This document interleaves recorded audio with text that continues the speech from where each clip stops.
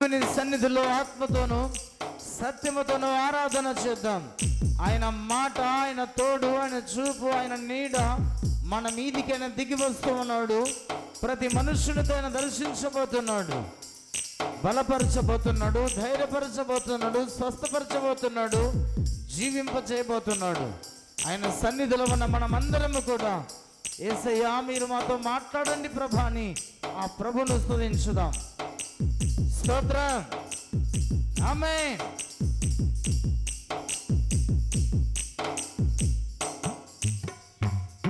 బ్రతుకునా పగిలినా కడలి పాలైనను అలలు ముంచి వేసిన ఆశలు అనగారిన బ్రతుకునా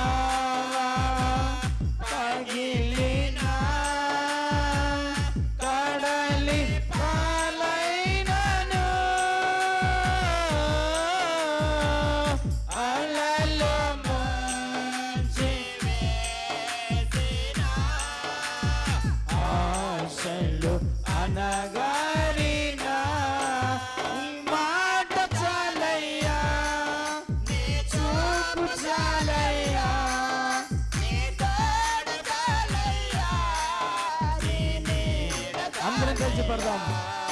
నీ మాట చాలయ్యా, నీ చూపు చాలయ్యా, నీ తోడు చాలయ్యా, నీ నీడ చాలయ్యా, నీ ఉంటే నాకు చాలు యేసయ్యా, నీ వెంటే నేను ఉంటానేసయ్యా, నీ ఉంటే నాకు చాలు యేసయ్యా, నీ వెంటే నేను ఉంటానేసయ్యా, నీ మాట చాలు. అందరం కలిసి పాడదాం. నీ చూపు చాలయ్యా, అవునయ్యా, నీ తోడు చాలయ్యా, నీ నీడ రెండు చేతులు పైకెత్తి ప్రభువు సన్నిధిలో నీ మాట చాలయ్యా. ఆమేన్. నీ చూపు చాలయ్యా, నీ తోడు చాలయ్యా, నీ నీడ చాలయ్యా, నీ మాట చాలయ్యా, నీ చూపు చాలయ్యా, నీ తోడు చాలయ్యా, నీ నీడ చాలయ్యా, నీ మాట చాలయ్యా, నీ చూపు చాలయ్యా, నీ తోడు చాలయ్యా, నీ నీడ చాలయ్యా, నీ మాట చాలయ్యా. ఆమేన్. అందరూ కలిసి ప్రభుని అడగాలి.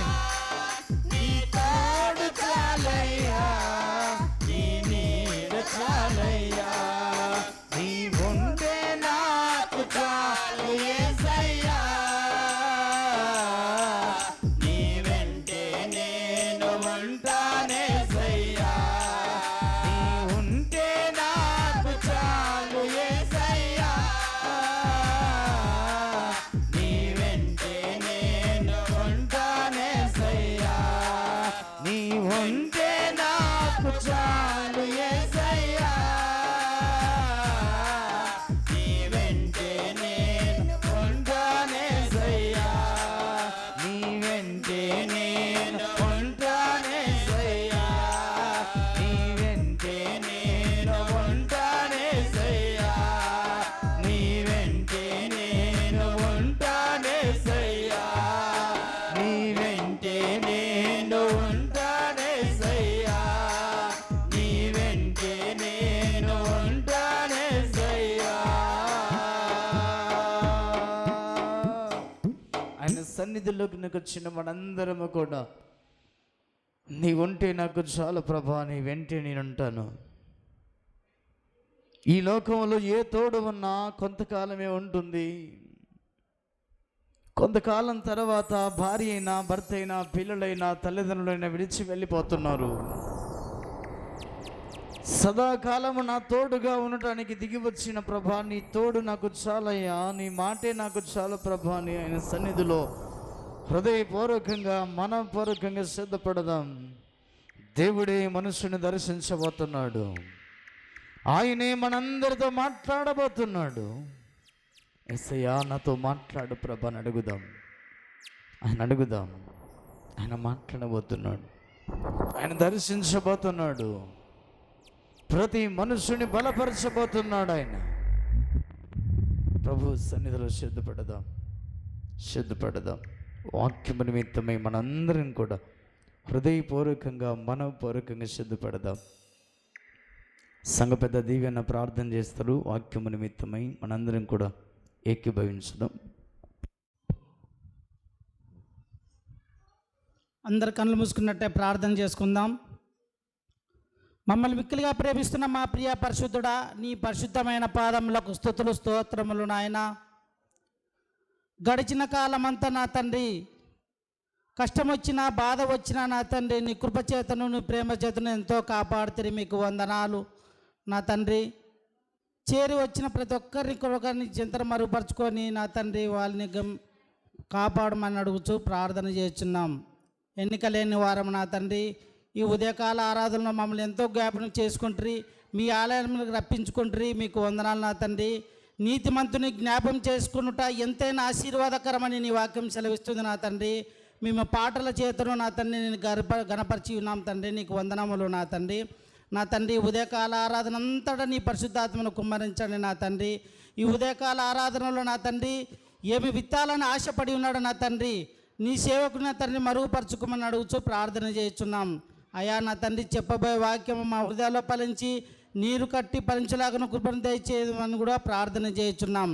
అయ్యా ఎన్నిక లేని వారం నా తండ్రి, ఏ మంచితనం లేని వారం నైనా నా తండ్రి నీ సన్నిధానంలో మేము చేరి ఉన్నాం నా తండ్రి. మా సంఘంలో ఉన్న సమస్యలు కూడా అయా నీ చేతులకు అప్పగించుకొనిచున్నాము నాయన. మా సంఘ సమస్యలు నా తండ్రి నువ్వే పరిష్కరించువాడవు, నువ్వే కాపాడువాడవు నా తండ్రి. నీ చిత్తం లేనిదైతే మేము ఏమీ చేయలేము నాయన. ఇక నుంచైనా నా తండ్రి మా బ్రతుకులు మార్చి నా తండ్రి వేషధారుల వల్ల ఉండకుండా నూతన జీవితాలుగా మార్చలాగా కృపను దయచేయమని అడుగుచూ ప్రార్థన చేస్తున్నాం. అయ్యా మా సంఘంలో ఉన్నటువంటి ఈ సమస్యలు తండ్రి తండ్రి, ఈ యుద్ధం అనేది నా తండ్రి ఇది నీ చిత్తమే నా తండ్రి. ఈ యుద్ధం నీదే నా తండ్రి. మా సంఘంలో ప్రతి ఒక్క బిడ్డకు నా తండ్రి అన్యోన్య జీవితము, సహవాసం నా తండ్రి, ప్రేమ, ఒకరికొకరు అర్థం చేసుకొని నా తండ్రి నీ కృప వలన మేము సాగుపోయేలాగా నా కృపను దయచేయదు అని నా తండ్రి. ఇక నుంచైనా నా తండ్రి మంచి మనసులు, మారు మనసులు ప్రతి ఒక్కరికి అనుగ్రహించుదు అని నా తండ్రి. తిరిగి మరి ఒక పరిహారం నా తండ్రి నేను జ్ఞాపకం చేసుకునే విధానం మాకు అనుగ్రహించుదు అని ఈ కొద్ది విన్నపములు నజరేయుడైన యేసునామమున అడిగి వేడుకొనుచున్నాం పరమ తండ్రి. ఆమేన్. ఆమేన్. అందరు కూర్చుండమ్మా. హల్లెలూయా, హల్లెలూయా. అంత బాగున్నారమ్మా? అయ్యా మీరు బాగున్నారా? మంచిగా ఉన్నా. దేవుని అపారమైన కృప దేవుడు మన పట్ల, మన కుటుంబాల పట్ల, మన సంఘం పట్ల దేవుడు చూపిస్తూ ఆయన సన్నిధిలో మరొకసారి ఈ విధంగా కలుసుకునే గొప్ప ధన్యతను, భాగ్యాన్ని దేవుడు మనందరికీ ఇచ్చాడు. అందుని బట్టి దేవునికే మహిమ, ఘనత, ప్రభావములు కలుగునుగాక. ఆమేన్. గడిచిన వారంలో దేవాది దేవుడు మనతో ఏం మాట్లాడుతూ వచ్చాడో కొద్ది నిమిషాలు జ్ఞాపకం చేసుకుని త్వరగా ముందుకు వెళ్దాం.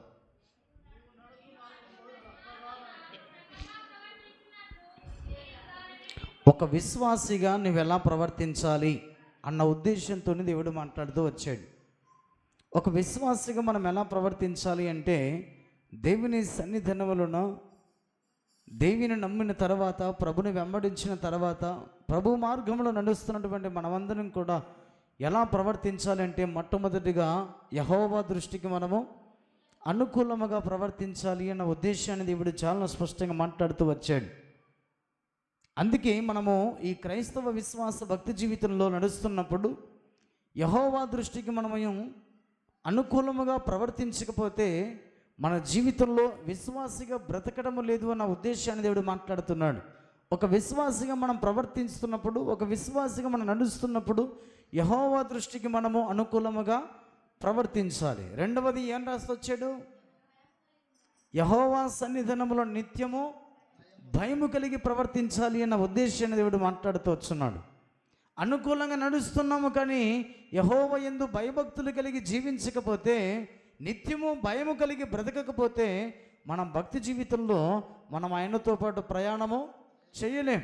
అందుకే ఆయనతో పాటు ప్రయాణం చేస్తున్న మనమందరం కూడా నిత్యము భయము కలిగి ప్రవర్తించాలి అన్న ఉద్దేశాన్ని దేవుడు చాలా స్పష్టంగా మాట్లాడుతున్నాడు.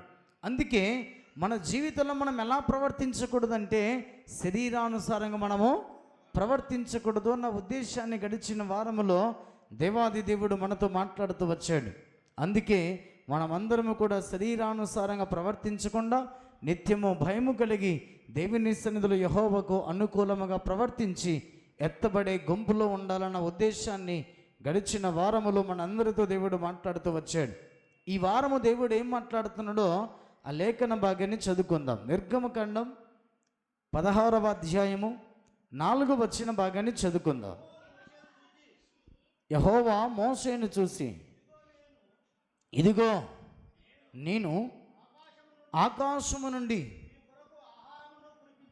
మీ కొరకు ఆహారమును కురిపించదను, వారు నా ధర్మశాస్త్రము అనుసరించి నడుతురో లేదో అని నేను వారిని పరీక్షించున్నట్లు ఈ ప్రజలు వెళ్ళి ఏనాటి భత్యము ఆనాడే కూర్చుకొనవలెను.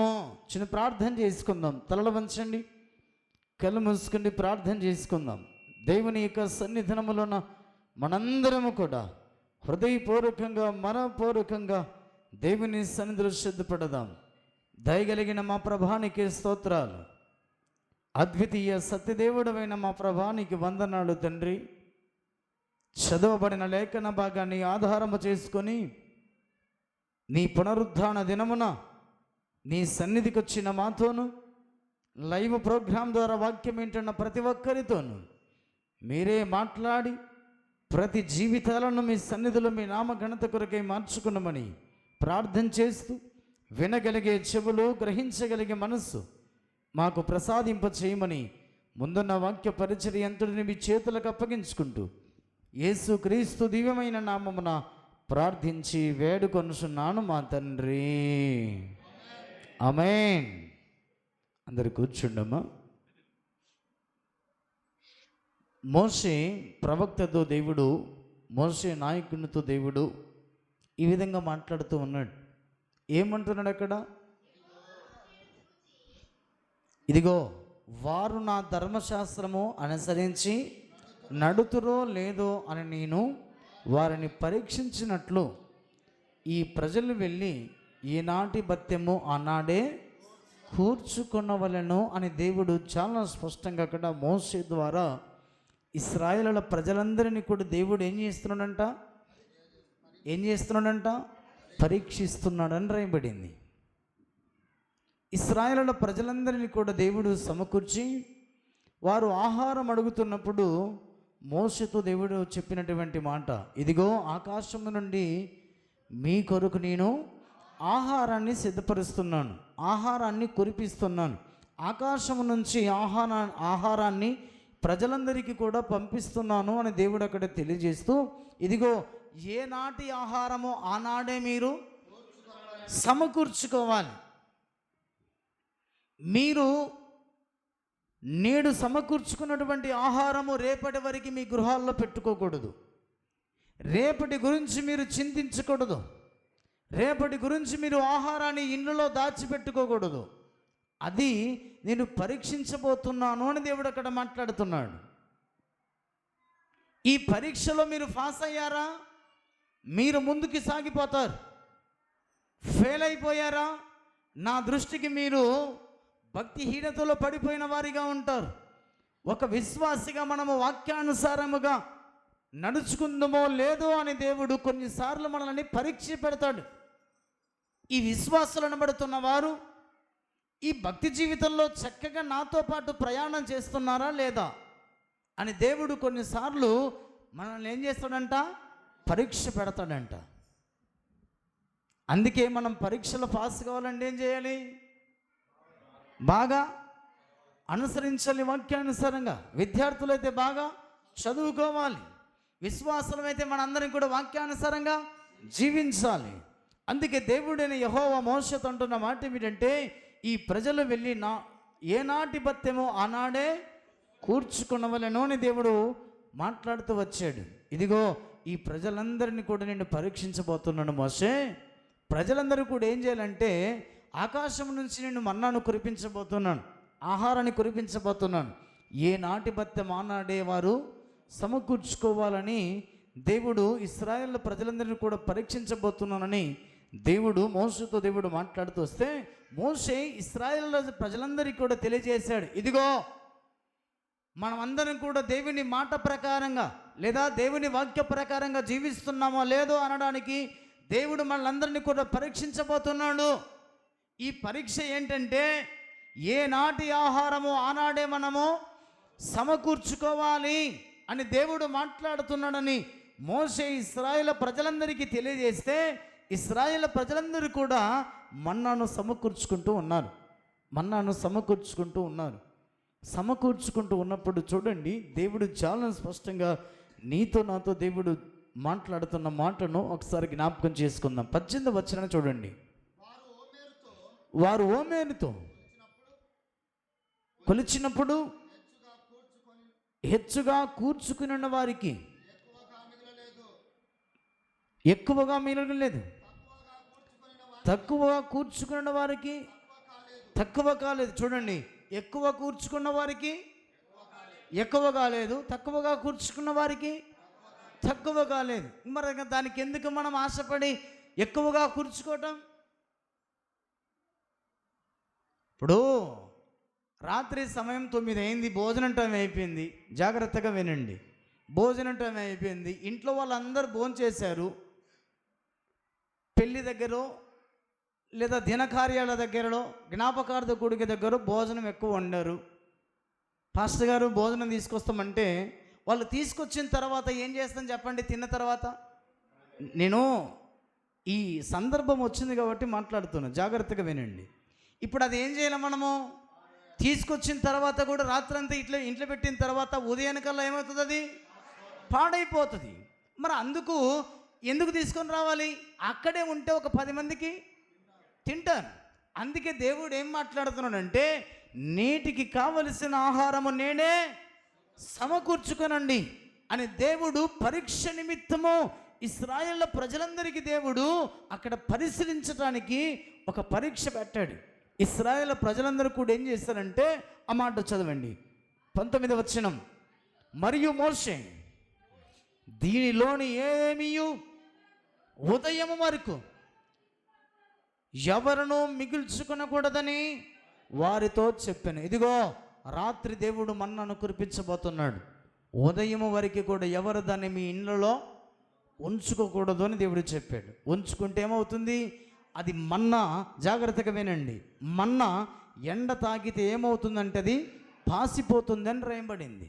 అందుకే పొద్దు మునిగేటువంటి సమయమున దేవుడు మన్నాను కురిపిస్తే పొద్దు మరలా సూర్యుడు ఉదయించే లోపు అది ఏమైపోవాలి? మీ ఇంట్లో ఉన్న మన్నా భుజించాలి. అందుకే మిమ్మల్ని పరీక్షించబోతున్నాను. ఈ పరీక్షలో మీరు పాస్ అవుతారో లేదో దేవుడు ఒక పరీక్ష పెట్టాడు అక్కడ. అందుకే ప్రియమైన దేవుని ప్రజలారా, ఒకవేళ ఎవరు చూస్తారులే మన్నా ఇంట్లో ఉంటే, ఎక్కువగా సమకూర్చుకుంటే ఎవరేం చూస్తారులే? మోషే చూస్తాడో ఇంట్లోకి వచ్చి, అహరోను చూస్తాడో ఇంట్లోకి వచ్చి, ఎవరేం చూస్తారని అనుకొని ఇశ్రాయేలు ప్రజలు ఏం చేశారంటే మన్నాను తెచ్చుకుని ఇంట్లో పెట్టేశారు. ఇంట్లో పెడితే సూర్యుడు ఉదయించాడు. సూర్యుని వేడిమికి అదేమైపోయిందంట, మన్నా వాసన కొట్టడం ప్రారంభమైంది. కరిగిపోతుంటే మన్నా ఏమైందంట, స్మెల్, విపరీతమైన స్మెల్ వస్తుందంట. ఆ మాట చదవండి కింద. మోషే మాట వినక కొందరు ఉదయం వరకు దానిలో కొంచెము మిగుర్చుకునగా అది పురుగు పట్టి కంపు కొట్టెను అని రాయబడింది. ఇప్పుడు మన ఇంట్లో కంపు కొడితే చుట్టుపక్కల ఇళ్ళకల్లా ఏమొస్తుంది? అది స్మెల్ వస్తుంది. రే నీ ఇంట్లో మన్నా ఉంది అందుకే స్మెల్ వచ్చిందని చెప్పి ఆ మన్నా తీసుకొచ్చి బజార్లో వేసారు. అప్పుడు మనం ఏమయ్యాం? పాస్ అయ్యాం? ఫెయిల్ అయిపోయాం. దేవుడు నిన్ను పరీక్షించాడు. పరిశీలించినప్పుడు, పరీక్షించినప్పుడు దేవుడు పెట్టిన పరీక్ష ఏంటంటే మన్నాను ఇండ్లలో మీరు దాచుకోకూడదు. ఇదిగో నేటి ఆహారము నేడే మీరు సమకూర్చుకోవాలి. రేపటి వరకు ఉంటుందిలే అనుకొని, రేపటి వరకు మనకు దొరుకుతుందో దొరకదనుకొని దేవుని మాట మీద విశ్వాసము ఉంచని వారు ఏం చేశారంటే దాన్ని తీసుకొని వచ్చుకొని ఇంట్లో పెట్టుకున్నారు. పనికొచ్చిందా? పనికి రాలేదు. అందుకే ప్రేమైన దేవుని సంగమా, దేవుడు మాట్లాడుతున్నాడు, నిన్ను పరీక్షించే దేవుడు నువ్వు వాక్యానుసారంగా జీవిస్తున్నావో లేదో అని కొన్నిసార్లు దేవుడు నిన్ను పరీక్షిస్తాడు. పరీక్షించినప్పుడు నువ్వు ఎలా ఉండాలి? పాస్ అయ్యే రీతిగా ఉండాలి, కానీ ఫెయిల్ అయ్యే రీతిగా మనం ఉండకూడదు. మన విశ్వాస భక్తి జీవితంలో ఇశ్రాయేల్ ప్రజలను దేవుడు ఎలా పరీక్షించాడో కొన్నిసార్లు మనల్ని కూడా దేవుడు ఏం చేస్తాడంట? పరీక్ష పెడతాడంట. కొన్నిసార్లు ఫెయిల్ అవుతుంటాం, కొన్నిసార్లు పాస్ అవుతుంటాం. కానీ ఎక్కువసార్లు మనం ఏం కావాలి? పాస్ అవుతూనే ఉండాలి. ఫెయిల్ అయితే ఎక్కడికి వెళ్ళిపోతాం మనం? ఎనిమిది తరగతిలో కూర్చుంటావు కానీ ముందు తరగతికి వెళ్ళిపోతావా? ఆత్మీయ జీవితంలో ఫెయిల్ అయిపోతే మనం ఎక్కడ ఉంటాం? నిత్య నరకంలో, పాతాళంలో ఉంటాం తప్ప పరలోకానికి ఎక్కిపోలేమని దేవుడు మాట్లాడుతున్నాడు. అందుకే ప్రియమైన దేవుని సంగమా, ఇశ్రాయేలును దేవుడు పరీక్షిస్తూ ఉన్నాడు. మోషే, ఎవరు కూడా మన్నాను ఇంట్లో దాచిపెట్టుకోవద్దు. దేవుడు ఉదయం వరకు దాన్ని ఇళ్ళలో పెట్టుకోవద్దని చెప్పి ఇశ్రాయేల్ ప్రజలందరూ కూడా దాన్ని ఏం చేశారంట? మోషే మాటను వినకుండా, లెక్క చేయకుండా వారు మన్నాను తీసుకుని వచ్చి ఇంట్లో పెడితే అది ఏమైందంట? కంపు కొట్టెను అని రాయబడింది. కంపు కొట్టెను అని రాయబడింది. అందుకే చాలా జాగ్రత్తగా ఈ భక్తి జీవితంలో మనం పరిశీలన చేయాలి.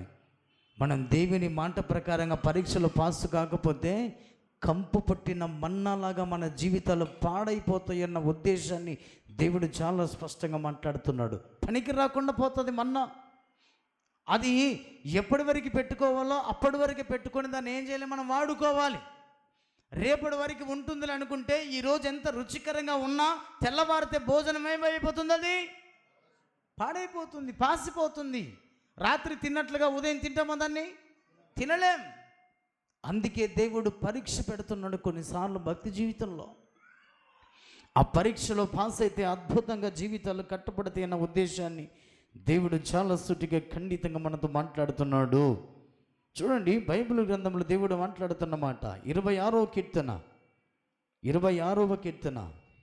దేవుని సన్నిధానంలో దేవుడు చాలా స్పష్టంగా నీతో నాతో మాట్లాడుతున్నమాట. 2వ వచనం చూడండి. యెహోవా, నన్ను పరిశీలించుము, నన్ను పరీక్షించుము, నా అంతరేంద్రియములను నా హృదయమును పరిశోధించుము. దావీదు భక్తుడు ప్రార్థన చేస్తున్నాడు. ఏమని ప్రార్థన చేస్తున్నాడు? యెహోవా, నన్ను పరిశీలించుము, నన్ను పరీక్షించుము అని ప్రార్థన చేస్తున్నాడు దావీదు. దావీదును పరిశీలించినప్పుడు దేవుని సన్నిధిలో దావీదు ఎలా ఉన్నాడంట? ఆ మాట చదవని మొదటి వచనం. యెహోవా, నేను యథార్థవంతుడనై ప్రవర్తించుచున్నాను, నాకు తీర్పు తీర్చుము. ఏమీయో సందేహపడకుండా యెహోవా యందు నేను నమ్మిక ఉంచి ఉన్నాను. యెహోవా యందు నమ్మకము ఉంచినట్లయితే, ఏమీ సందేహము లేకుండా జీవితాన్ని కొనసాగించినట్లయితే, దేవుడు పరీక్ష పెట్టినప్పుడు, పరిశీలించినప్పుడు, పరీక్షించినప్పుడు ఏ పరీక్షను పెట్టుకొని దేవుడు మనం ఏమవుతాం? పాస్ అయిపోతాం. హల్లెలూయా. ఎందుకంటే దావీదులాగా మన జీవితాలు ఉంటాయి కాబట్టి. ఎందుకంటే దావీదు యథార్థవంతుడని రాయబడింది. అతని జీవితంలో రాయబడిన అన్నమాట, ఏమీ సందేహింపకుండా యెహోవా యందు నేను నమ్మకం ఉంచి ఉన్నాను. ఆ నమ్మకం మనలో ఉందా?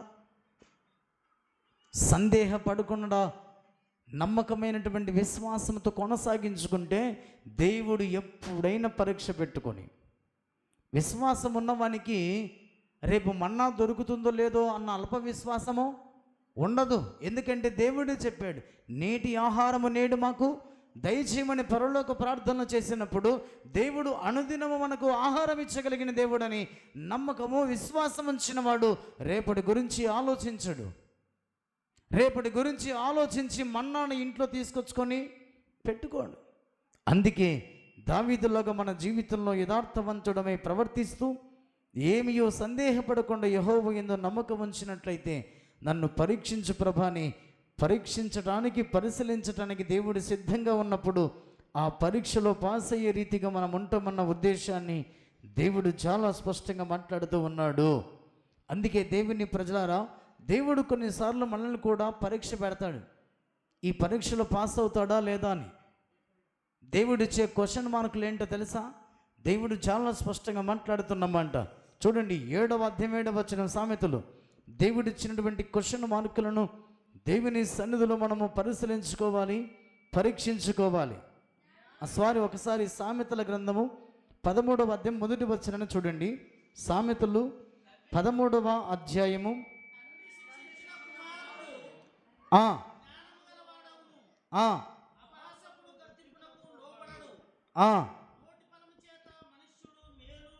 తర్వాత 31:3 చదవండి. 31:3 నీ బలమును స్త్రీలకు ఇయ్యకుము, రాజులను నశింపజేయు స్త్రీలతో సహవాసము చెయ్యకుము. ఇక్కడ చూడండి, జాగ్రత్తగా వినండి. దేవుడు క్వశ్చన్ ఇచ్చాడు. ఏంటి ఆ క్వశ్చన్ అంటే, నీ బలమును స్త్రీలకు ఇవ్వద్దు, రాజులను నశింపజేయు స్త్రీలతో సహవాసం చెయ్యొద్దు అని దేవుడు అక్కడ పరీక్ష పెడుతున్నాడు. ఒక క్వశ్చన్ ఇచ్చాడు. ఈ క్వశ్చన్ ఇచ్చినప్పుడు మన ఆన్సర్ ఎలా ఉండాలి?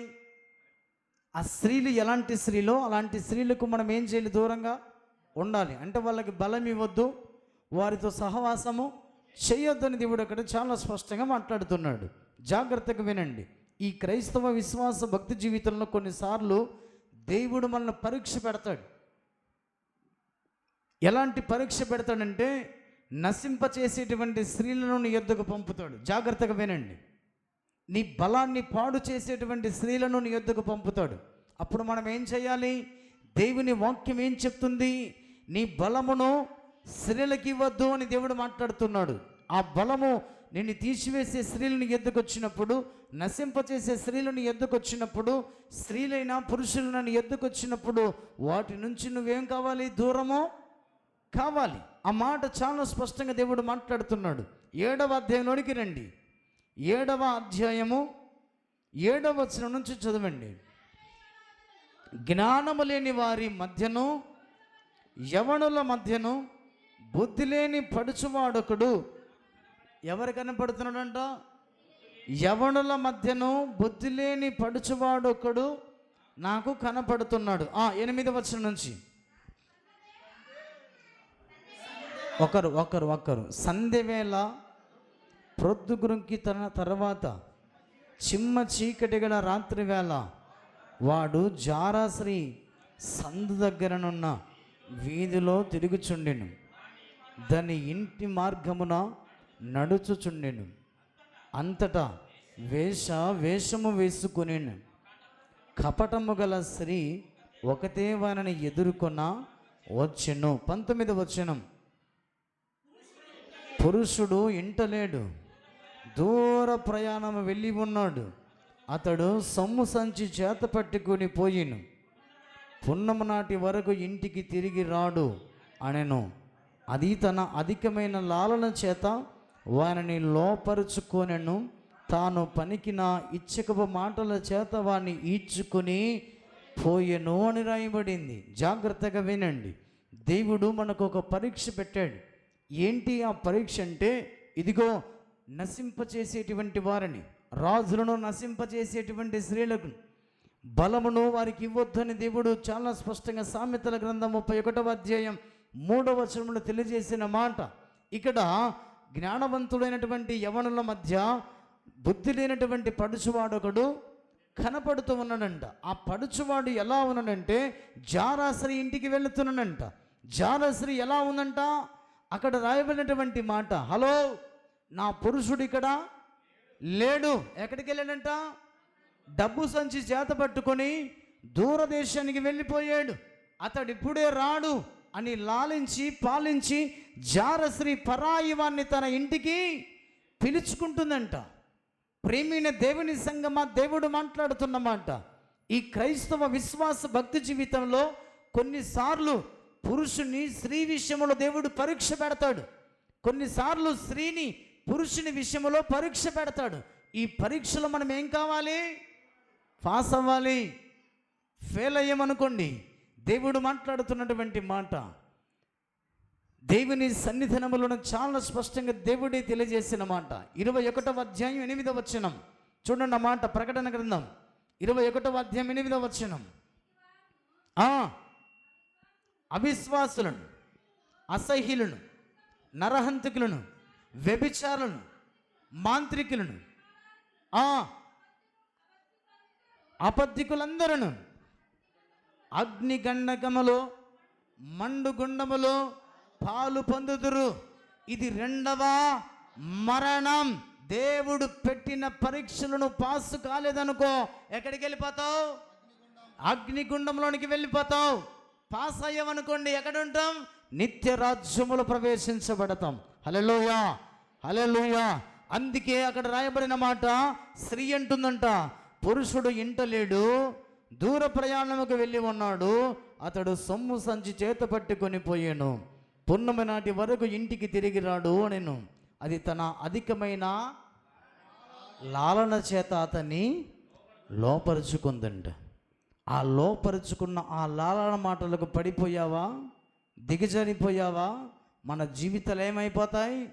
పరీక్షలో ఫెయిల్ అయిపోతాం. దేవుడు పెట్టిన పరీక్షలో మనం ఫెయిల్ అయిపోతే జీవితాలే పతనమైపోతాయన్న భావాన్ని దేవుడు సూటిగా ఖండితంగా మాట్లాడుతూ ఉన్నాడు. 24వ వచనం నుంచి చదవండి. నా కుమారులారా చెవియొగ్గిడి, నా నోటి మాటలో నాలకింపుడి, జారశ్రీ మార్గముల తట్టు నీ మనసు తొలగనీయకము, దారి తప్పి అది నడుచు త్రోవలలోనికి పోకము. అది గాయపరిచి పడద్రోసిన వారు అనేకులు, అది చంపిన వారు లెక్కలేనంత మంది. జారాశ్రీ మాట విని పురుషుడు లేడని ఇంట్లోనికి వెళ్ళావనుకోండి, ఏమైపోతామంట? అది ఎంతో మందిని చంపిందంట, లెక్కలేనంత మందిని చంపేసిందంట. అందుకే ప్రియమైన దేవుని ప్రజలారా, దేవుడు మాట్లాడుతున్న మాట ఇదిగో. మన జీవితంలో దేవుడు ఏం మాట్లాడుతున్నాడు అంటే, వ్యభిచరించవద్దు అని దేవుడు మాట్లాడుతున్నాడు. పరాయి స్త్రీ జోలికి వెళ్ళవద్దు అని దేవుడు మాట్లాడుతున్నాడు. ఆ మాట చూడండి, ఆది కాండములోనికి రండి. దేవుడు మనకందరికీ ఒక పరీక్ష పెట్టాడు. స్త్రీ విషయంలో, పురుషుని విషయంలో దేవుడు ఒంటరిగా ఉన్నప్పుడు కొన్నిసార్లు మనకి పరీక్ష పెడతాడు. ఆ పరీక్షించటానికి దేవుడే పరమును విడిచి భూమికి దిగి వచ్చి, ఈ పురుషుడు లేదా ఈ స్త్రీ వ్యభిచరించకుండా నా కొరకు నిలబడతారా లేదా అని పరీక్ష పెట్టినప్పుడు మనం ఆ పరీక్షలో పాస్ అయ్యే రీతిగా ఉండాలే తప్ప ఫెయిల్ అయ్యే రీతిగా ఉండకూడదన్న భావాన్ని దేవుడు అక్కడ తెలియజేస్తున్నాడు. 19వ అధ్యాయం 6వ వచనం. ఆది కాండం 19వ అధ్యాయం 6వ వచనం.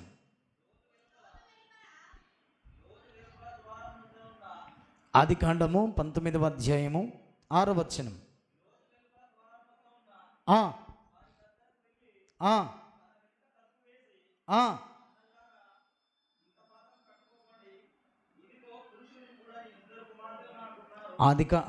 ఒక్క నిమిషము. 39వ అధ్యాయం చదవండి. 39వ అధ్యాయం 6వ వచనం. అతడు తనకు కలిగినదంతయు యోసేపు చేతికి అప్పగించి తను ఆహారము తినుట తప్ప తనకేమీ ఉన్నదో ఏమీ లేదో విచారించిన వాడు కాడు. యోసేపు రూపవంతుడును సుందరునై ఉండెను. అటు తర్వాత అతని యజమానుని భార్య యోసేపు మీద కన్ను వేసి తనతో శయనించుమని చెప్పాను. చూడండి, ఇక్కడ రాయబడిన మాట. యోసేపును దేవుడు ఎంతగా ఆశీర్వదించాడో మనందరికీ బాగా తెలుసు. ఒక బానిసగా అమ్మివేయబడిన యోసేపు ఫరో ఇంట్లో దేవుడు అతన్ని ఎలా ఆశీర్వదించాడంట?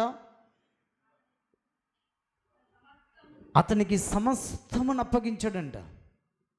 ఇంట్లో ఏమున్నదో ఏమీ లేదో యోసేపుకు తప్ప ఫరోకు కూడా తెలనంతగా యోసేపును ఫరో ఇంటిలో దేవుడు అంతగా ఆశీర్వదించాడు. అతడు ఎలాంటి వాడంట? అన్ని విధాలుగా దేవుడు ఆశీర్వదించాడు. ఫరోను శోధించాలనుకున్నాడు దేవుడు. శోధించాలనుకుని స్త్రీ విషయంలో పరీక్షించటానికి దేవుడు ఒక పరీక్ష పెట్టాడు. ఆ యోసేపు ఎలాంటి వాడంట? సుందరమైన వాడని రాయబడింది. ఈ సుందరమైనటువంటి యోసేపును ఎవరు చూశారు? అనుదినము చూస్తున్నారు అందరూ. కానీ ఒకానొక దినమున ప్రత్యేకంగా ఒక స్త్రీ చూసింది.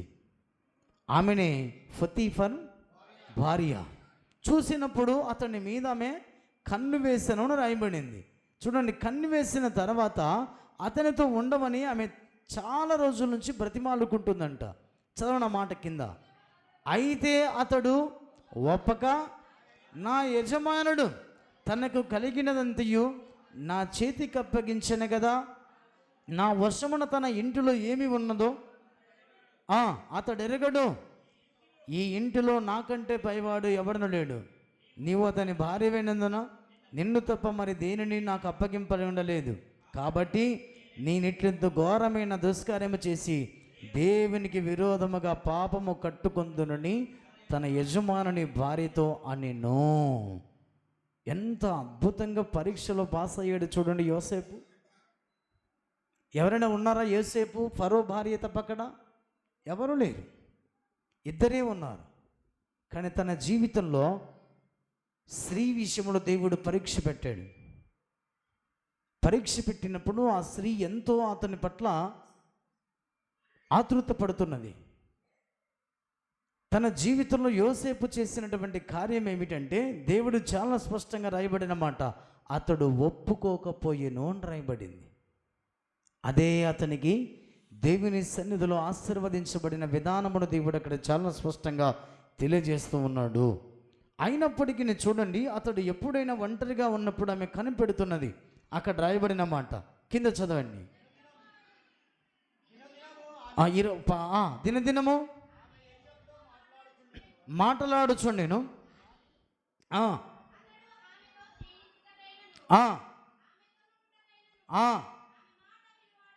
ఆమె మాట వినువాడు ఏమాత్రం కూడా కాడు. ఎంతగా తన జీవితంలో దేవుని సన్నిధిలో పరీక్షించబడ్డాడో.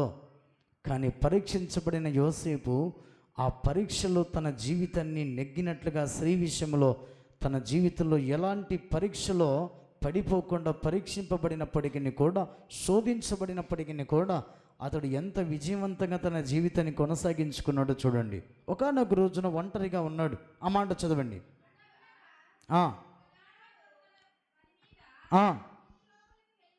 ఇంటిలోనికి వెళ్ళినప్పుడు ఎవ్వరునూ అక్కడ లేరు. అప్పుడు ఆమె అతని వస్త్రములు పట్టుకొని తనతో శయనించమని చెప్పగా అతడు తన వస్త్రములు ఆమె చేతిలో విడిచిపెట్టి తప్పించుకొని బయటికి పారిపోయెను. హల్లెలూయా. ఈ విధముగా మనము ఉండగలిగితే, ఈ విధంగా పరీక్షలో మనం పాస్ అవ్వగలిగితే, ఈ విధంగా భక్తి జీవితంలో కొనసాగించుకోగలిగితే మనమందరము కూడా నశించి నరకానికి వెళ్లకుండా ఎత్తబడే గుంపులో ఉంటామన్న భావాన్ని దేవుడు చాలా స్పష్టంగా మాట్లాడుతున్నాడు. స్త్రీ అయినా పురుషుడైనా పాపానికి చోటు లేకుండా పాపాన్ని విడిచిపెట్టి పారిపోయే రీతిగా ఉండాలి. అందుకే దేవుడు కొన్నిసార్లు స్త్రీలైన పురుషులైన దేవుడు ఏం చేస్తాడంటే పరీక్ష పెడతాడు. ఆ పరీక్షలో మనం ఏం కావాలి? పాస్ అవ్వాలి. పరీక్షలో దేవుని మాట ప్రకారంగా జీవించగలగాలి. ఏం చెప్తున్నాడు దేవుడు? వ్యభిచరించవద్దని దేవుడు మాట్లాడుతున్నాడు. వ్యభిచరించడానికి స్త్రీ అయినా పురుషుడైనా ప్రయాసపడుతున్నప్పుడు అట్టి వారితో సహవాసము చేయకుండా పారిపోయేవాడే వాక్యానుసారంగా జీవించే విశ్వాసి అని దేవుడు చాలా స్పష్టంగా నీతులతో మాట్లాడుతున్నాడు. 18వ వచనం బాగానే చదవండి. నేను బిగ్గరగా కేక వేసినప్పుడు వాడు తన వస్త్రము నా దగ్గర విడిచిపెట్టి తప్పించుకొని బయటికి పారిపోయాను. హల్లెలూయా. అందుకే మనం యోసేపులాగా పాపాన్ని విడిచిపెట్టి పారిపోయేవారిగా ఉండాలి. అప్పుడే దేవుని వాక్యానుసారంగా మనమందరం కూడా జీవించగలుగుతాం. ఆయన పెట్టిన పరీక్షలో మనం పాస్ అవ్వగలుగుతాం. అందుకే ప్రేమైన దేవుని సంగమా, దేవుడు మాట్లాడుతున్న మాట, యోసేపు పరీక్షలో గెలిచినవాడిగా ఉన్నాడు. గెలిచినవాడిగా ఉన్నాడు. ఏ విషయంలో యోసేపును పరీక్షించాడంటే స్త్రీ విషయంలో యోసేపును దేవుడు పరీక్షించాడు. అందుకే పరీక్షలో గెలిచినటువంటి యోసేపులాగా మన జీవితాలు ఉండాలి అన్న ఉద్దేశాన్ని దేవుడు చాలా స్పష్టంగా మాట్లాడుతూ ఉన్నాడు. వ్యభిచారులు దేవుని రాజ్యమును స్వతంత్రించుకొనరు. స్వతంత్రించుకోవడం దేవుడు చాలా స్పష్టంగా మాట్లాడుతున్నాడు. అందుకే మన జీవితంలో పొరుగు వారిది దేన్ని కూడా మనము ఆశించకూడదని దేవుడు మాట్లాడుతున్నాడు. అందుకే ప్రియమైన దేవుని సంగమా, యోసేపులాగా పరీక్షలో మనము జయం పొందుకున్నట్టయితే యోసేపులాగా మనం దీవించబడతాం. యోసేపులాగా మన జీవితంలో వర్ధిల్లుతాయన్న ఉద్దేశాన్ని దేవుడు చాలా సూటిగా ఖండితంగా మాట్లాడుతున్నాడు. అన్యాయంగా యోసేపుని ఎక్కడికి తీసుకెళ్లారంట? చెరసాలకు తీసుకొని వెళ్ళారు. చెయ్యని నేరానికి యోసేపును చెరసాలలో వేస్తే చెరసాలలో నుంచి దేవుడు యోసేపుని ఎలా తీసుకొచ్చాడంట? నిర్దోషిగా తీసుకొని వచ్చాడు. హల్లెలూయా, హల్లెలూయా. అందుకే నువ్వు ఎక్కడ ఉన్న నిప్పులాగా మన జీవితంలో బ్రతకాలి. కొన్నిసార్లు శోధనకి పడిపోతున్నా నువ్వు లేవనెత్తి దేవునితో నడుస్తున్నప్పుడు యోసేపులాగా భక్తి చేయగలగాలి. పరీక్షలో విజయవంతంగా మనం ముందుకు సాగిపోయినప్పుడు దేవుడు యోసేపును చెరసాలకు వెళితే అక్కడ కూడా చెరసాలలో యోసేపును దేవుడు ఏం చేశాడంట? అధికారిగా పెట్టాడంట. చెరసాలలో ఉన్న ఖైదీలందరినీ కూడా యోసేపుకు దేవుడు అప్పగించినట్లుగా దేవుడు మన జీవితంలో అద్భుతంగా దీవించాలంటే, వర్ధిల్లింపు చేయబడాలంటే మనము దేవుడు పెట్టిన పరీక్షలో మనం యోసేపులాగా స్త్రీ విషయంలో మనము విజయవంతంగా ముందుకు సాగిపోవాలన్న భావాన్ని దేవుడు అక్కడ తెలియజేస్తున్నాడు. చూడండి, నిర్గమకాండం 20వ అధ్యాయం దేవుని యొక్క వాక్యం తెలియజేస్తుంది రీతిగా. నిర్గమకాండం 20వ అధ్యాయం 3-4 వచన భాగాలు చదవండి. నేను తప్ప నీకు వేరొక దేవుడు నీకు ఉండకూడదు. పైన ఆకాశం అందే కానీ, క్రింద భూమి ఎందే కానీ, భూమి క్రింద నీళ్ళ ఎందే కానీ ఉండు దేని రూపమునైనను విగ్రహమునైనను నువ్వు చేసుకొనకూడదు. వాటికి సాగిల పడకూడదని, వాటిని పూజింపకూడదని దేవుడిని యెహోవా ఆజ్ఞాపిస్తున్నాడు. జవాబు పరీక్ష పెడుతున్నాడు. క్వశ్చన్ మార్క్ ఇచ్చాడు. ఏంటి ఆ క్వశ్చన్ మార్కు? ఇదిగో, నేను తప్ప నీకు వేరొక దేవుడు ఉండకూడదు. పైన ఆకాశం అందే కానీ, క్రింద భూమి అందే కానీ ఏ రూపము నువ్వు చేసుకొనకూడదు, వాటిని పూజించకూడదు, వాటికి నీవు సాగిలపడకూడదని రాయించాడు. ఇది మనకిచ్చిన దేవుడు ఇచ్చిన క్వశ్చన్ మార్క్. ఆన్సర్ మనం ఏం చేయాలి? దానికి ఏమాత్రం కూడా చేసుకోకూడదు, వాటికి పూజించకూడదు, సాగిలపడకూడదు, నమస్కరించకూడదు. ఈ యొక్క క్వశ్చన్ని కొందరు భక్తులకు దేవుడు ఇచ్చాడు. వారి ఎదుట నిలబెట్టాడు, విగ్రహాన్ని నిలబెట్టి. రండి, దానియేలు పుస్తకములో దేవుడు చాలా స్పష్టంగా మనందరితో మాట్లాడుతున్న మాటను ఒకసారి జ్ఞాపకం చేసుకుందాం. ఒకసారి ప్రకటన గ్రంథంలో చదవండి. ప్రకటన గ్రంథం అదే 21వ అధ్యాయం 8వ వచనం. పిరికివారును, అవిశ్వాసులను, అసహ్యులను, నరహంతకులను, వ్యభిచారులను, మాంత్రికులు, విగ్రహారాధికులను, అబద్ధికులందరూ అగ్నిగంధకములతో మండుగుండములు పాలు పొందుదురు. ఇది 2వ మరణం. ఇదిగో, విగ్రహారాధన చేసావా, మనమందరం కూడా ఎక్కడికి వెళ్ళిపోతామంట? అగ్నిగుండంలోనికి వెళ్ళిపోతామంట. పరీక్ష పెట్టాడు. ఈ పరీక్ష ఎలాంటిదంటే కఠినమైనటువంటి పరీక్ష. ఆ మాట చదవండి. దానియేలు గ్రంథం 3వ అధ్యాయం 10వ వచనం.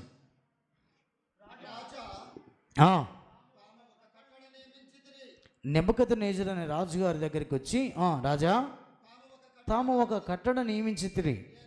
ఏదనగా బాకాను, పిల్లల గురవిని, పెద్ద వీణను, వింపంసికను, సింఫోనియను, సకల విధముగల వాయిద్య ధ్వనులను వీణు ప్రతి వాడును సాగిలపడి ఆ బంగారు ప్రతిమకు నమస్కారము చేయవలను. సాగిలపడి నమస్కరింపని వాడెవడో వాడు మండుచున్న అగ్ని గుండములో వేయబడును. రాజా, తాము షడ్రకు, మెషకు, అబేద్నెగోలను 3 యూదులను బబులోను దేశములోని రాజకార్యము విచారించుటకు నియమించితిరి. ఆ మనుషులు తమరి ఆజ్ఞను లక్ష్య పెట్టలేదు అని రాయబడింది. చూడండి, రాజుగారు ఒక ఆజ్ఞ జారీ చేశాడు. ఏ ఆజ్ఞ? ఇదిగో, మీరు ఈ బొమ్మకు తప్ప ఎవరికి కూడా మీరు నమస్కరించకూడదని ఒక ఆజ్ఞ జారీ చేశాడు. జారీ చేసి ఎవరైతే బొమ్మకు మొక్కరో, ఎవరైతే సాగిలపడరో, ఎవరైతే నమస్కరించరో వారందరికీ కూడా ఏం చేస్తాడంట, అగ్నిగుండములో తక్షణమే వేయబడతారని నెబుకద్నెజరు ఒక బంగారు ప్రతిమను తయారు చేసి ఆ బొమ్మకు నమస్కరించమని చాటింపు వేశాడు. జాగ్రత్తగా వినండి. ఈ చాటింపు వేసినప్పుడు అందరు ఏం చేయాలి? బొమ్మకు మనమైతే మొక్కుతామా మొక్కవా? చెప్పాలి. ఇది దేవుని మందిరం. ఏం చేయాలి? ఏంటండి ఏం చెప్పరు? మొక్కుతారా మొక్కరా? ఒకటే చెప్పండి. ఎస్, నేను మొక్కనతలు చేయతండి, దేవుడు చూస్తున్నాడు. మళ్ళీ ఎప్పుడైనా మొక్కావా? అది నీ ఇష్టం. హల్లెలూయా. ఏంటోనండి, అవసరం వచ్చినప్పుడు మొక్కుతానేమో అన్నట్టుగా చెయ్యి ఎత్తి ఏంటండి దేవుడు మాట్లాడుతున్న మాట, పైన ఆకాశం అందే కానీ కింద భూమి అందే కానీ దేనికి నువ్వు మొక్కకూడదు, సాగిల పడకూడదని దేవుడు పరీక్ష పెడుతున్నాడు ఈరోజు. నువ్వు మొక్కకపోయినా, నువ్వు మొక్కినా, వాటిని తలంచుకుంటూ వాటి మీద నమ్మకము విశ్వాసం ఉంచినావు అనుకోండి, దేవుడు మాట్లాడుతున్న మాట, విగ్రహారాధికులు దేవుని రాజ్యమును స్వతంత్రించుకొనరు. ఏ కార్యము చేసినా, అన్నిలో ఆచరించే ప్రతి కార్యము చేసిన దేవుని రాజ్యము నీవు స్వతంత్రించుకోను. మనుషులు చూడకపోవచ్చు. షడ్రకి మెషకి అబేద్నెగోలు ఎక్కడున్నారండి? వీళ్ళు బబులోను దేశంలో ఉన్నారు. వీళ్ళు ఇశ్రాయేలు దేశంలో లేరు. వీళ్ళు అందుకే బబులోను దేశంలో ఉన్నా వారి దేవుడికి మాత్రమే నమస్కరించినట్లుగా మనం చూస్తున్నాం, పూజించినట్లుగా మనం చూస్తున్నాం. ఇదిగో, ఎవరైతే ఈ బంగారు ప్రతిమకు మొక్కరో వారందరినీ కూడా అగ్నిగుండములో వేయబడతారని ప్రకటన చేసినప్పటికీ కూడా అందరూ వెళ్ళారు. ఆ బంగారు ప్రతిమకి మొక్కి సాగిలపడుతూ ఉన్నారు. అందరూ మొక్కితే షడ్రక మెషక అబేద్నెగోలు మాత్రము ఇలాగనే నిలబడ్డారు. నిలబడితే అక్కడ ఉన్నటువంటి ప్రధానులు వచ్చి రాజు దగ్గరికి, రాజా, అందరూ నమస్కరించారు కానీ ముగ్గురు మాత్రము మొక్కలేదు. ఎవరు వాళ్ళు పిలిచండి అన్నాడు. ముగ్గురు వచ్చి పిలిచారు. పిలిచిన తర్వాత ఆ ఆవేశములో రాజుగారికి కోపం వచ్చి అగ్నిగుండాన్ని 7 అంతలుగా వేడిమి చేయమని చెప్పాడు. వేడిమి చేయమని చెప్తే అగ్నిగుండములో వేయటానికి ముందుగా రాజుగారు అడిగారు. ఆ మాట చాలా స్పష్టంగా దేవుడు అక్కడ తెలియజేసిన మాటను ఒకసారి చదవండి. 14వ వచనం.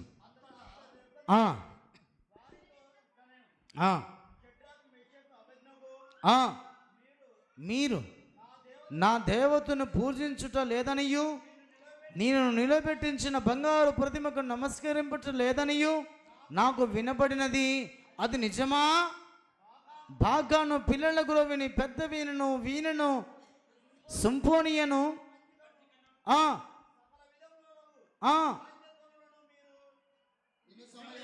విను సమయంలో సాగిలపడి నేను చేయించిన ప్రతిమకు నమస్కరించుటకు సిద్ధముగా ఉండిన మేలు. సరే, మీరు నమస్కరింపని ఎడల తక్షణమే మండుచున్న వేడిమి గల అగ్నిగుండములు మీరు వెయ్యబడుదురు. నా చేతిలో నుండి మిమ్మల్ని విడిపింపగల దేవుడు ఎక్కడున్నాడు? షడ్రకును మెషకును అబేద్నెగోను రాజుతో ఇలాగో చెప్పిరి, నెబుకద్నెజరు, ఇందును గూర్చి నీకు ప్రత్యుత్తరము మియ్యవలనని చింత మాకు లేదు. మేము సేవించుచున్న దేవుడు మండుచున్న వేడిమి గల ఈ అగ్నిగుండములో నుండి మమ్మను తప్పించి రక్షించుటకు సమర్థుడు. హల్లెలూయా, హల్లెలూయా. ఇంత సమర్థుడైన దేవుని పెట్టుకొని మనము ఎవరికి నమస్కరిస్తున్నాం? అందుకే ప్రియమైన దేవుని సంగమా, స్త్రీ విషయంలో దేవుడు యోసేపును పరీక్షించాడు. పరీక్షలో విజయవంతంగా యోసేపు బయటకు వచ్చాడు. విగ్రహారాధన విషయంలో దేవుడు విశ్వాసి అని పిలువబడుతున్న మనందరినీ దేవుడు ప్రతిరోజు మనల్ని పరీక్షిస్తున్నాడు. పరీక్షలో విజయం పొందుకుంటున్నావా? ఏ పండగ వస్తే ఆ పండగ ఆచరిస్తున్నావు, విజయం ఎక్కడిది? ఏ ఆచారాలు వస్తే ఆచారాలు అనుసరిస్తున్నావు, విజయం ఎక్కడ పొందుకుంటున్నావు? నువ్వు పరీక్షలు ఎక్కడ పాస్ అవుతున్నావు? జాగ్రత్త. దేవుడు మాట్లాడుతున్నప్పుడు మన జీవితాలు సరి చేసుకోవాలి. ఎక్కడ నేను ఫెయిల్ అయిపోతున్న భక్తి జీవితంలో, ఎక్కడ నేను పడిపోతున్న భక్తి జీవితంలో. అందుకే మన జీవితంలో మనకు మనమే కొన్నిసార్లు పరీక్ష పెట్టుకున్నప్పుడు మనం విజయం పొందుకుంటున్నామా లేదనేది ఒక్కసారి జ్ఞాపకం చేసుకోవాలి. అవకాశం ఇచ్చాడు. ఇదిగో మీరు నేను నిలబెట్టించిన ప్రతిమకు మొక్కుతే సరి అగ్నిగుండం నుంచి తప్పించబడతారని షడ్రకి మెషేకు అబేద్నెగోలున్న వారికి ఆ నెబుకద్నెజర్ రాజు గారు చెప్పారు. అయినప్పటికీ వాళ్ళు ఏమన్నారు? మా దేవుడు రక్షించటానికి సమర్థుడైన వాడు. హల్లెలూయా. ఈ మాట నీవు నేను చెప్పగలగాలి. ఎప్పుడు తెలుసా? దేవుని యందు విశ్వాసం ఉంచినప్పుడు, దావీదులాగా యథార్థమైన ప్రవర్తన కలిగి జీవించినప్పుడు, ఏమాత్రము కూడా సందేహింపక విశ్వాసం ఉంచిన ప్రతి మనుషుడు చెప్పగలిగేటువంటి మాట ఇది. మనం ఏం చేస్తామంటే చీటికి మాటికి పడిపోతుంటాం. చీటికి మాటికి పరీక్షలో మార్కులు ఫెయిల్ అయిపోతుంటాం. ఏ పండగ వస్తే ఆ పండగ ఆచరించడం, టెంకాయలు కొట్టడం, ఉదగడ్లు ముట్టియడం, వాటిని వెంబడించడం. ఎక్కడ నువ్వు పాస్ అవుతున్నావు? ఎక్కడ భక్తి జీవితంలో ముందుకెళ్తున్నావు? విశ్వాసం మనం చెప్పుకుంటున్న వారమే మన జీవితంలో మనం ఎలా ఉన్నాం ఒక్కసారి పరిశీలన చేసుకుందాం. 18వ వచనం, రాజా నీ దేవతలను మేము పూజింపమనియు నీవు నిలవబెట్టించిన బంగారు ప్రతిమకు నమస్కరింపమనియు తెలుసుకునుము. హల్లెలూయా. ఎంత అద్భుతమైనటువంటి మాట అండి ఇది. ఎవరితో మాట్లాడుతున్నారు వీళ్ళు? సామాన్యమైన మనిషితో కాదు, రాజుగారితో మాట్లాడుతున్నారు. రాజా నువ్వు నిలబెట్టించిన ప్రతిమకు ఏమాత్రం కూడా మొక్కమయ్యా. మా దేవుడు చెప్పాడు. ఏమన్నాడు? పైన ఆకాశం అందే కానీ కింద భూమి అందే కానీ ఏ రూపం చేసుకోవద్దు, ఏ రూపానికి సాగిలపడొద్దు, పూజించవద్దని మా దేవుడు చెప్పాడయ్యా. నేను ఎలా సాగిలపడతాం? మేము ఏమాత్రం సాగిలపడమని చెప్తే రాజుగారికి తీవ్రమైనటువంటి కోపం వచ్చి అగ్నిగుండాన్ని వేడి చేసి ఆ అగ్నిగుండంలో పడేశారంట రాజుగారు. ఎవరిని? షడ్రకును మెషకును అబేద్నెగోలు. అప్పటికైనా కూడా షడ్రకి మెషకు అబేద్నెగోలు రాజా నీ దేవతకు మొక్కుతామని ఒకవేళ చెప్పింటే కూడా రాజుగారు అక్కడ వారిని క్షమించి వదిలేసేవాడు. అగ్నిగుండంలో వేసేటప్పుడు కూడా వాళ్ళు ఏమాత్రం కూడా వెనకంజ వేయలేదు. ఎందుకు? వారు దేవుని యందు సందేహింపక దేవుని యందు వారు విశ్వాసం ఉంచిన వారు. హల్లెలూయా. అందుకే వారికి పెట్టిన పరీక్షలో వారు అద్భుతంగా వారు విజయం పొందుకొని తిరిగి వచ్చినట్లుగా మనం చూస్తున్నాం. ఆ మాట చదవండి, 22 నుంచి చదవండి. రాజాజ్ఞను తీవ్రమైనందునను గుండము మిక్కిలి వేడిమి గలదైనందునను షడ్రక మెషక అబేద్నెగోలను విసిరివేసిన ఆ మనుషులు అగ్ని జ్వాలల చేత కాల్చబడి, ఎవరంట? విసిరివేయడానికి వెళ్ళిన వారు ఏమయ్యారంట? అగ్ని జ్వాలల చేత వారు కాల్చబడి చనిపోయారంట. మరి ఇంకా షడ్రకి మెషక అబేద్నెగోలు పరిస్థితి ఎలా ఉంటుందో ఒక్కసారి మనం ఆలోచన చేయాలి. కానీ ఆ మాట చదివిన కింద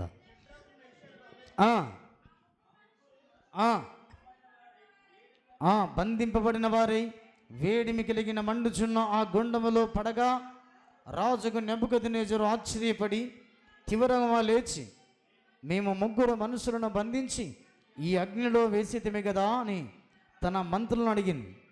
వారు రాజా సత్యమే అని రాజుతో ప్రత్యుత్తరం ఇచ్చిరి.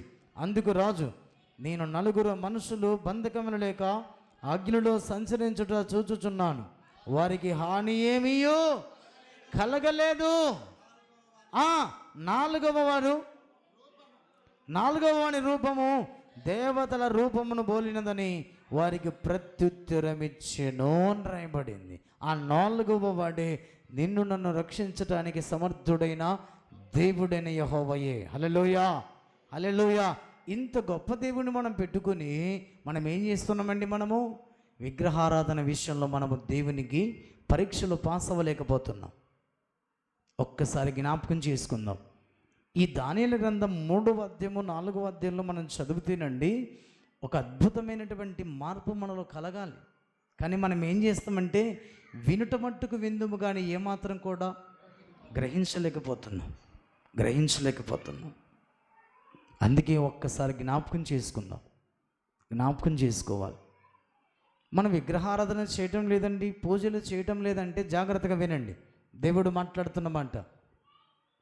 మనము అన్యుల పండగలు వస్తాయి అనుకోండి, జాగ్రత్తగా వినండి. అన్యుల పండగలు మంగళవారం నిండు పండగ, బుధవారం సద్ది పండగ.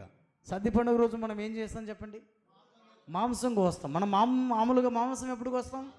ఆదివారం కోయాలి. మన శనివారం ఎందుకు వస్తున్నాం? బుధవారం ఎందుకు వస్తున్నాం? బుధవారం ఎందుకు తింటున్నాం అంటే నువ్వేం చేస్తున్నావు? అక్కడ ఆచరిస్తున్నావు. అదే విగ్రహారాధన. అది గుర్తించి జ్ఞానోదయం తెచ్చుకొని వాక్యానుసారంగా జీవిస్తే సరిపోతుంది. లేకపోతే ఈ లోక సంబంధమైన నెబుకద్నెజరు పెట్టిన అగ్నిగుండానికి భయపడి ఆ పరమందునటువంటి ఆ నిత్య నరకములో ఉన్నటువంటి అగ్నిగుండానికి భయపడడం లేదు మనుషుడు. అందుడే ఆత్మను దేహమును చంపేటువంటి దేవునికి మనము భయపడమని దేవుడు మాట్లాడుతున్నాడు. మనం ఏం చేస్తున్నాం? శరీరాన్ని చంపేటువంటి వానికి భయపడుతున్నాం తప్ప ఆత్మను దేహమును చంపేటువంటి దేవునికి మనము భయపడడం లేదు. దేవుడు మాట్లాడుతున్నమాట. షడ్రకు మెషకు అబేద్నెగోలను విగ్రహారాధన విషయములు పరీక్షించగా వారు పరీక్షలో విజయవంతంగా బయటికి వచ్చినట్లుగా మనం చూస్తున్నాం. ఆ మాట చదవండి.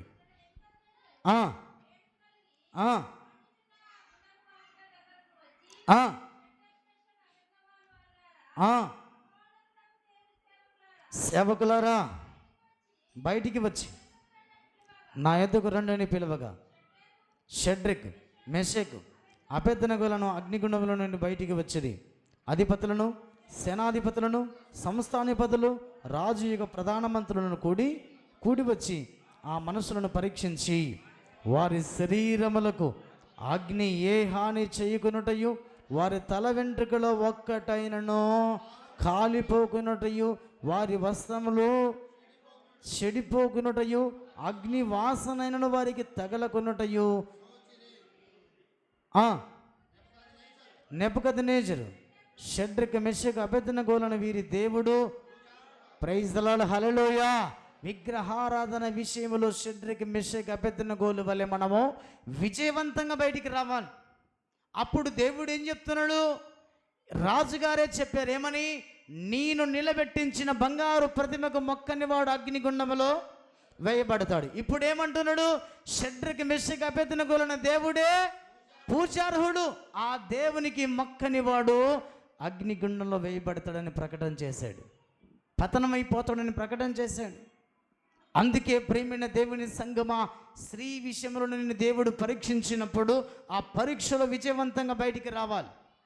విగ్రహారాధన విషయంలో దేవుడు నిన్ను పరీక్షించినప్పుడు ఆ పరీక్షలో షడ్రకు మెషకు అబేద్నెగోల వలె బయటికి వచ్చి నా దేవుడే సత్యవంతుడు, నా దేవుడే పూజార్హుడని బయటికి రాగలిగితే షడ్రకు మెషకు అబేద్నెగోల వలె అద్భుతంగా దేవుడు నిలబెట్టుకుంటాడు.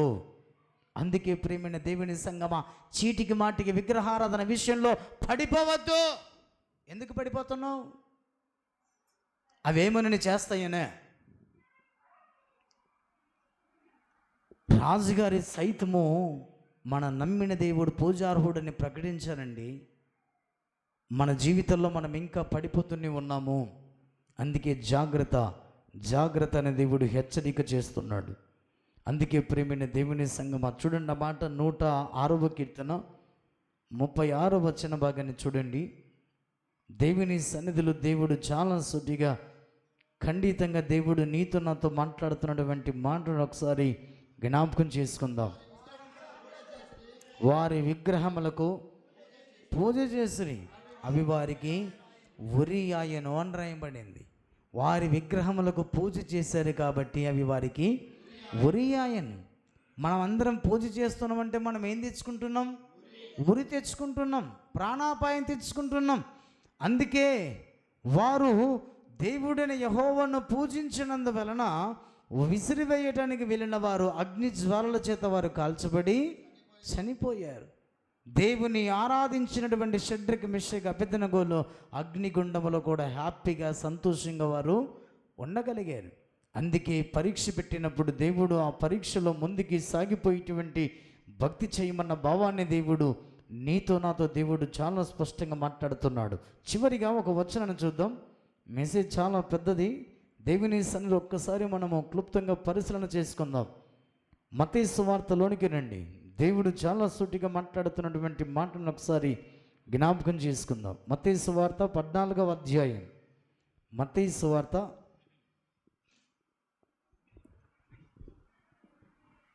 14వ అధ్యాయం 27వ వచనాన్ని చూడండి.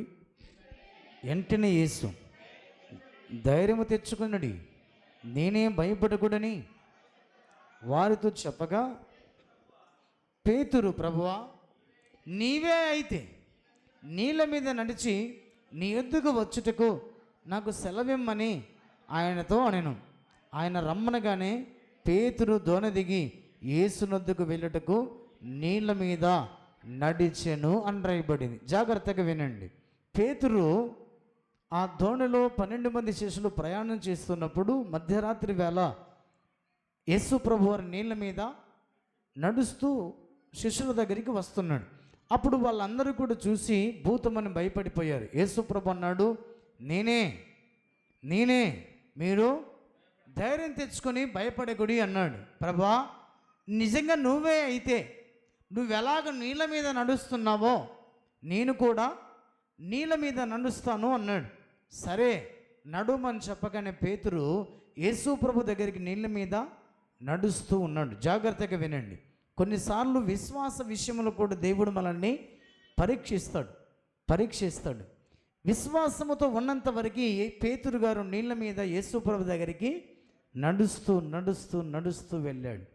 కొన్నిసార్లు మన జీవితంలో విశ్వాసంతో ప్రయాణం చేస్తాం.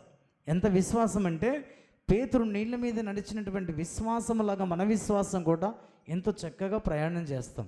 శ్రమలో, కష్టాలో, ఇబ్బందులో, మన జీవితంలో ఏదో చెప్పుకోలేని బాధ వచ్చినప్పుడు ఏమవుతుందంటే విశ్వాసంలో నుంచి మనము తొలగిపోతున్నాం. హల్లెలూయా. చాలామంది నిద్రపోతున్నారు. ఒకసారి గట్టిగా హల్లెలూయా చెప్పండి. గట్టిగా హల్లెలూయా. అరే హల్లెలూయా అంటే నా స్వరం కంటే మీ స్వరం గట్టిగా రావని నేను చిన్నగా చెప్తున్నా. హల్లెలూయా, హల్లెలూయా. 2 చేతులు ఉన్న వాళ్ళు మాత్రమే 2 చేతులు ఎత్తండి. ఒక చేయి అంటే ఒక చేయి ఎత్తండి. హల్లెలూయా, హల్లెలూయా. ఇప్పుడు అందంగా ఉంది. ఇప్పుడు నిద్రపోయేతులు చెప్పండి ఒకసారి. హల్లెలూయా.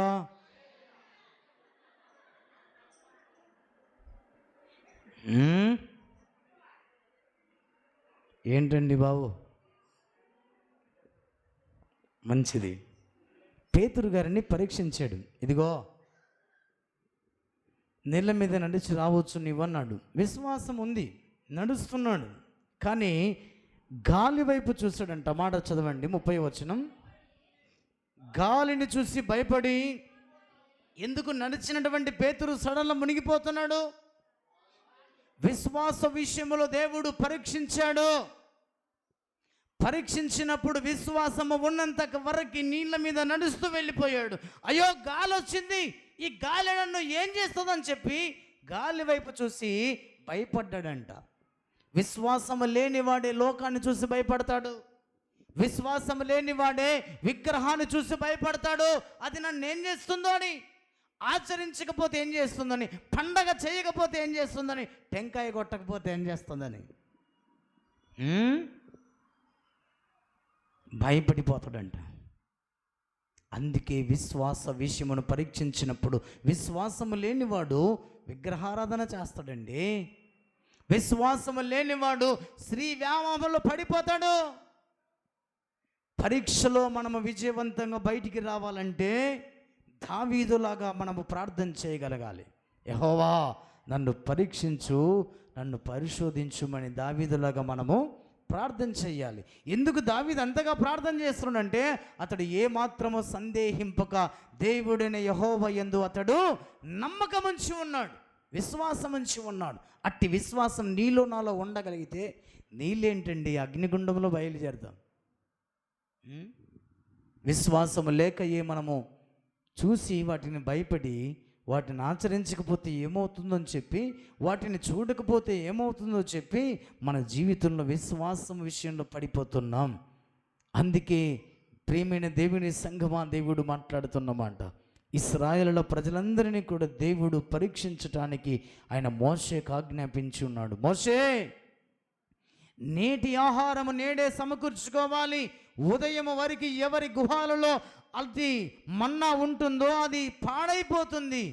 అది పరీక్షించటానికి దేవుడు మోషేకు ఆజ్ఞాపిస్తే ఇశ్రాయేలు ప్రజలందరూ కూడా నేటి ఆహారము నేడు కాకుండా రేపటికి కూడా దాన్ని తీసుకొచ్చుకొని ఇంట్లో పెట్టుకున్నారు.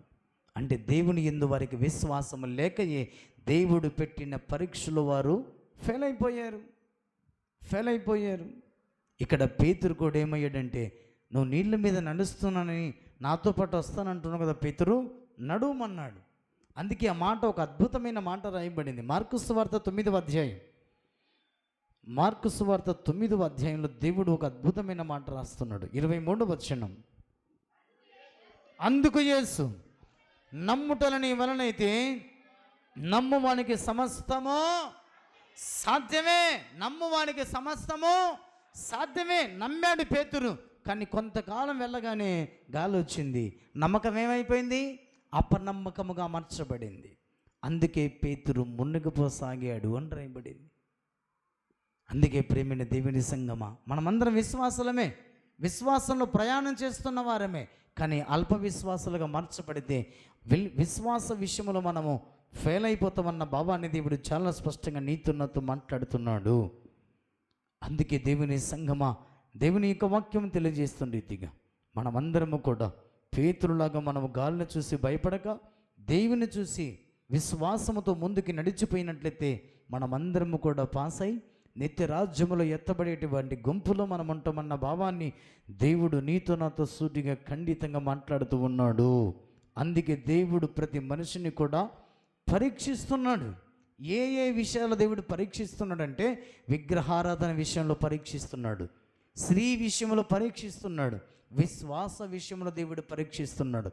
ఈ మూడిటిలో మనం పాస్ అవుతే విశ్వాసమునకు కర్తయు దాన్ని కొనసాగించువాడైన యేసు వైపుతో మనము పందెములో ఓపికతో పరిగెత్తగలిగితే చేరవలసినటువంటి పరలోక పట్టణంలో మనమందరము కూడా చేర్చబడతామన్న భావాన్ని దేవుడు మాట్లాడుతున్నాడు. లేదు, పందెములు పరిగెత్తకుండా మన జీవితంలో మనమందరం కూడా విగ్రహారాధన విషయంలో పడిపోతే అగ్నిగుండం నుంచి తప్పించుకుంటాం. ఏ అగ్నిగుండం? అది నెబుకద్నెజరు పెట్టిన అగ్నిగుండం నుంచి తప్పించుకుంటాం. కానీ దేవుడు పెట్టిన అగ్నిగుండం నుంచి మనం తప్పించుకోగలుగుతామా? తప్పించుకోవాలంటే ఈ లోక సంబంధమైన విగ్రహారాధన చేయకుండా పర సంబంధమైన దేవుణ్ణి నిత్యము ఆత్మతోనూ సత్యముతోనూ ఆరాధించి ఆ పరలోక రాజ్యమును వారసత్వాన్ని సంపాదించుకోవాలన్న భావాన్ని దేవుడు సూటిగా ఖండితంగా మాట్లాడుతున్నాడు. వాటిలో పాస్ అవుతే పరలోక రాజ్యం, ఫెయిల్ అయితే నిత్య నరకమని దేవుడు మాట్లాడుతున్నాడు. మోకరించండి, తలల వంచండి. దేవుని సన్నిధానానికి వచ్చిన మనందరము కూడా ఒక్కసారి జ్ఞాపకం చేసుకుందాం. ప్రియమైన దేవుని సంగమా, దేవుడు నీతో నాతో మాట్లాడుతున్న మాట, విశ్వాసులను దేవుడు వాక్యానుసారంగా నడుచుదురో లేదో అని దేవుడు వారిని పరీక్షిస్తున్నాడు. నువ్వు విగ్రహారాధన చేయకుండా దేవుని మాత్రమే సేవిస్తున్నావో లేదో అని దేవుడు నిన్ను పరీక్షిస్తున్నాడు. అగ్నిగుండము లాంటి పరీక్ష నీ జీవితంలోకి వచ్చినప్పటికీ కూడా షడ్రక మెషక అబేద్నెగోలాగా దేవుని కొరకు నిలబడే విశ్వాసం నీలో నాలో ఉందా అని దేవుడు మాట్లాడుతున్నాడు.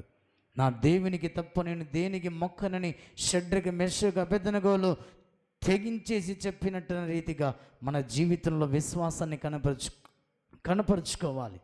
ఒక్కసారి జ్ఞాపకం చేసుకుందాం. ప్రియమైన దేవుని సంఘమా, దేవుని ప్రజలారా, దేవుడు నీతోనే మాట్లాడుతున్నాడు. అమ్మా, దేవుడు నిన్ను పరిశీలించినప్పుడు విగ్రహారాధన విషయంలో నువ్వు పడిపోతున్నావా? పరీక్షలో విజయమును పొందాలంటే విగ్రహారాధనకు ఏమాత్రం కూడా మొక్కకూడదని దేవుడు చెప్పిన మాట ప్రకారము జీవించగలిగితే, కరెక్ట్ అయిన నువ్వు ఆన్సర్ చేయగలిగితే విజయం పొందుకుంటామని దేవుడు మాట్లాడుతున్నాడు. విగ్రహారాధన చేయొచ్చు చేయకూడదని 2 ఆన్సర్లు అక్కడ రాస్తే ఏది పనికి రాకుండా పోతుంది, ఫెయిల్ అయిపోతావు. విగ్రహారాధన చేస్తే ఏమవుతుందిలే, దేవునికి నమస్కరిస్తే ఏమవుతుందిలేని 2 ఆన్సర్లు రాస్తానంటే ఎలా? అక్కడ దేవుడు మాట్లాడుతున్నమాట కరెక్ట్ అయిన ఆన్సరు పైన ఆకాశం అంది కానీ క్రింద భూమి ఎందే కానీ నేను తప్ప నీకు వేరొక దేవుడు ఉండకూడదని కరెక్ట్ ఆన్సర్ అక్కడ రాశారు. షడ్రకు మెషగా బెద్దునగోలు వారి జీవితంలో దేవుని మహిమపరిచారు. విగ్రహారాధన విషయంలో వారు విజయవంతంగా బయటకు వచ్చారు. మీ దేవుడే పూజార్హుడని నెబుకద్నెజరు చెప్పగలిగే రీతిగా భక్తి చేశారు. అమ్మా దేవుడు మాట్లాడుతున్నాడు. ఒక్కసారి జ్ఞాపకం చేసుకుందాం. ఈ క్రైస్తవ విశ్వాస భక్తి జీవితంలో మనం ఎలా నడుచుకుంటున్నాం, ఎలా నడుస్తున్నాం? విశ్వాస విషయంలో దేవుడు పరీక్షించినప్పుడు ఆ పరీక్షలో పాస్ అవుతున్నావా? కానీ పేతురు ఫెయిల్ అయిపోయాడు. పరీక్షించినప్పుడు ఫెయిల్ అయిపోయాడు. గాలిని చూసి భయపడ్డాడు. జీవితంలో విశ్వాసమును కోల్పోయాడు. నన్ను గాలేమీ చేయలేదు, తుఫానేమి చేయలేదు, నా దేవుడు నాకు ముందున్నాడని విశ్వాసంతో పేతురు నడిచింటే గాలి అతన్ని ముంచివేసేది కాదు. అమ్మా దేవుడు నీతో నాతో మాట్లాడుతున్నమాట, స్త్రీ విషయంలో ఒంటరిగా ఉన్నాడు యోసేపు. పరీక్ష జరిగింది కానీ ఏమాత్రం కూడా పరీక్షలో ఫెయిల్ కాకుండా దేవుని సన్నిధిలో నిలబడి పరీక్షలో పాస్ అయి వ్యభిచారులు దేవుని రాజ్యమును స్వతంత్రించుకోవడానికి తెలిసినటువంటి యోసేపు స్త్రీ దగ్గర తన వస్త్రములు విడిచిపెట్టి పారిపోయిన రీతిగా మన జీవితంలో స్త్రీ విషయంలో పరీక్ష జరిగినప్పుడు ఎక్కడ పడిపోకుండా పాస్ అయ్యే రీతిగా భక్తి చేయమని దేవుడు మాట్లాడుతున్నాడు. పడిపోతున్నవేమో, మరలా లేచి ప్రభు యొద్దకు రావాలి.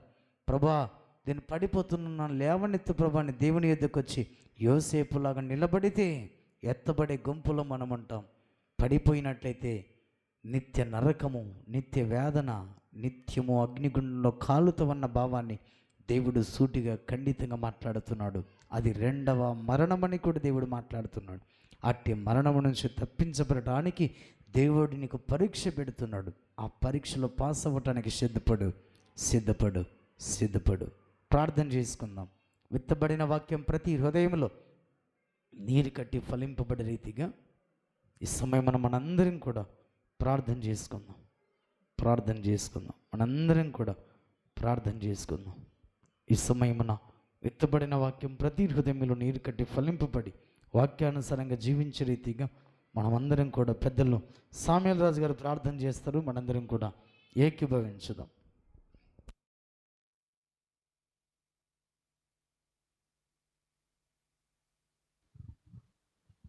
ప్రార్థించుకుందాం. భూమిని ఆకాశమును అందులో సమస్తమును కలుగజేసిన దయగల మా తండ్రి,